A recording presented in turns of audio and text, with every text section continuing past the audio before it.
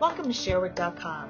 Today we're discussing sexual abuse and its fallout with Dr. Barbara Rothbaum, who is the director of the Trauma and Anxiety Recovery Program at Emory University School of Medicine. Dr. Rothbaum has agreed to take questions from our members, but because of the sensitive nature of the topic, I'm going to go ahead and ask all of them. The first question, Dr. Rothbaum, is what is the first thing parents should do once they discover their child has been sexually molested? I think the most important thing that parents can do is say over and over and over, it wasn't your fault, it wasn't your fault, it wasn't your fault.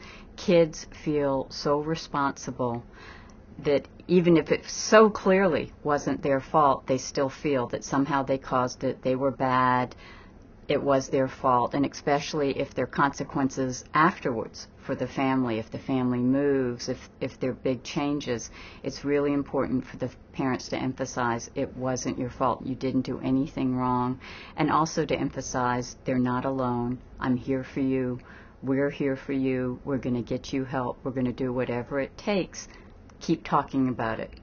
Dr. Rothbaum, as a parent, how can we protect our children from this type of abuse?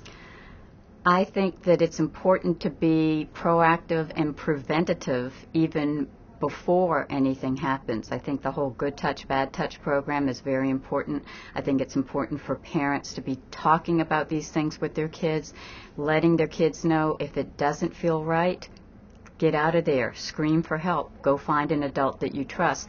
Kids are taught to be polite, and very often it's somebody older who is molesting them or assaulting them, and kids don't understand what's happening. It feels confusing. In some ways, it feels good, maybe, because there might be some attention from an adult, but in other ways it feels very bad and very wrong. But if the adult is telling them, this is good, this is fine, we're special friends, it's so confusing. And I think having some discussions all along, saying if it feels bad, get out of there. You don't have to be polite.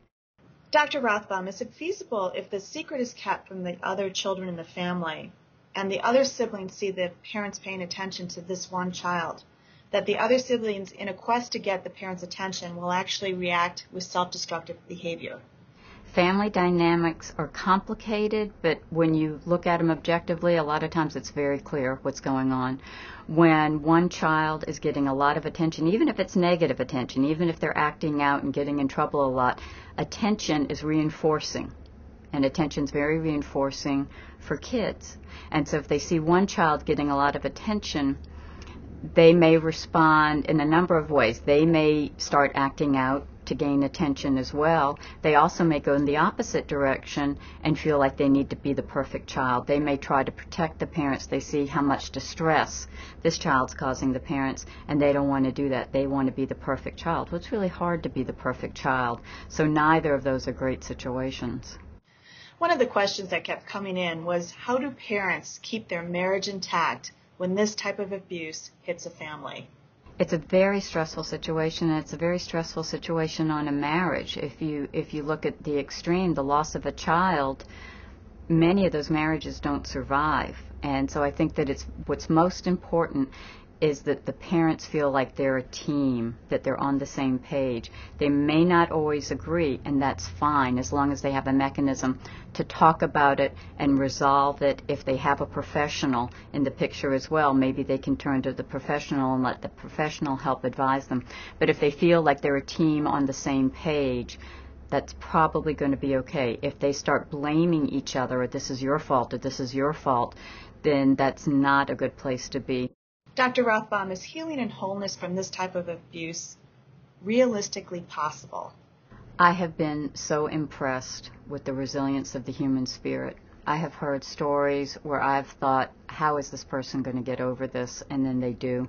I've had people tell me after therapy, I feel like the person I was before this happened, and I didn't think that was possible. It's part of the definition of resilience, that we have to go through adversity or there's no resilience. And resilience builds more resilience. Life is hard. We're animals in a rough world. We do need to learn how to adapt to adversity, how to respond resiliently, and as parents we need to try to teach that to our kids. So yes, I do think that healing is possible. I've seen it over and over again. A lot of times when this type of abuse happens, the first reaction is to keep it a secret. And then on the flip side is basically making it very public. But what happens when you make it public is that other parents try to keep their kids away from yours. So as a parent, what should you do? The truth of the matter is, kids do learn bad behaviors from each other. That fear is not unfounded when some parents don't want their kids being around a child who's doing something dangerous. But I think that the important thing is, again, for everyone to be talking to their kids, to be open about what's going on, and even between parents, sometimes to make those hard decisions. Say, I'm so sorry you're going through this.